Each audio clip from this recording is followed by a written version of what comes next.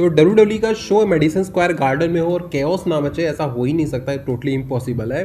क्योंकि आज के स्मैकडाउन में काफ़ी तगड़ा वाला बवाल मचा जब किक ऑफ किया ऊसोस ने, यानी ब्लड लाइन ने किक ऑफ किया। सबसे पहले ऊसोस आते हैं क्योंकि ट्रायल कोड वाला जो सेगमेंट है वो किक ऑफ में रखा गया था, यानी सबसे पहले वही WWE ने स्केड्यूल कर दिया। अब देखो ब्लड लाइन रिंग में मौजूद होती है और फिर रोमन रिंग्स, मतलब एक तरह से देखा जाए तो वो ड्रामा करते हैं, रोने की भी एक्टिंग करते हैं और उनको ऐसा रिग्रेट होता है कि शायद मुझे ऐसा नहीं करना चाहिए था। उन्होंने जितने भी पास्ट में गलतियां करी है, जैसे सेमी जैन के साथ भी उन्होंने यही किया था, तभी सेमी जैन अलग हुए। फिर ऊसोस के साथ भी यही किया, चलो सेमी जैन के साथ किया तो किया, बट अपने ब्रदर के साथ, कजिन के साथ ऐसा किया उन्होंने। एक तरह की ड्रामेबाजी करते हैं और फिर एक लो ब्लो लगा देते हैं। तो ये तो एक्सपेक्टेड था कि कुछ ना कुछ बवाल होगा, मतलब रोमन रिंग्स ऐसे तो झुकने वाले हैं नहीं।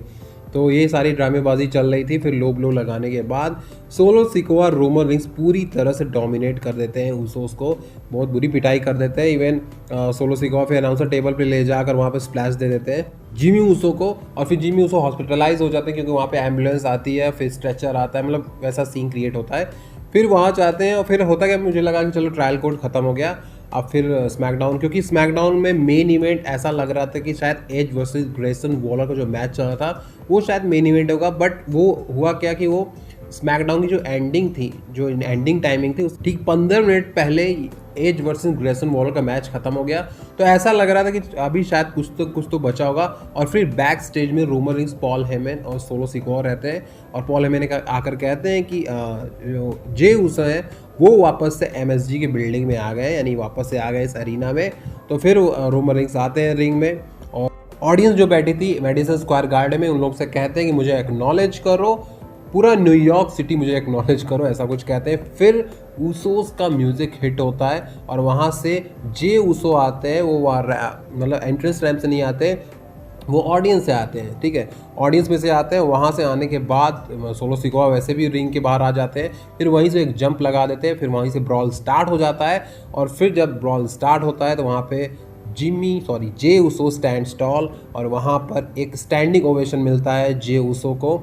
और फिर देखो रोमन रिंग्स तो वहाँ से चले जाते हैं, सोलो सिकोआ की पिटाई वो कर देते हैं और रोमन रिंग्स तो बच जाते हैं, लेकिन उनका जो टाइटल था, उनका जो एक यूनिफाइड टाइटल है वो रिंग में छूट जाता है। फिर जे ऊसो क्या करते हैं, अपने हाथ में लेते हैं वो टाइटल और फिर वो दिखाते हैं, चैलेंज इशू करते थे रोमन को कि वो एक टाइटल मैच चाहते हैं। अब देखो उन्होंने समर स्लैम का नाम तो नहीं लिया, लेकिन एक्सपेक्टेड है ये मैच समर स्लैम ही होगा, मतलब ऑलमोस्ट कंफर्म है, ठीक है। WWE कुछ टाइम में इसको ऑफिशियली कंफर्म भी कर देगी।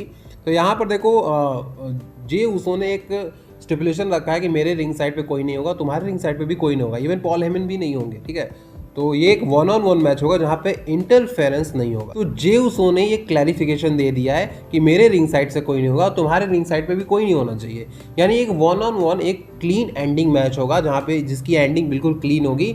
चाहे तुम मुझे पिन फॉल कर दो, मैं तुम्हें पिन फॉल कर दूँ, लेकिन एक क्लीन एंडिंग होनी चाहिए, ऐसा उन्होंने कह दिया है। कोई नहीं होना चाहिए रिंग साइड पे।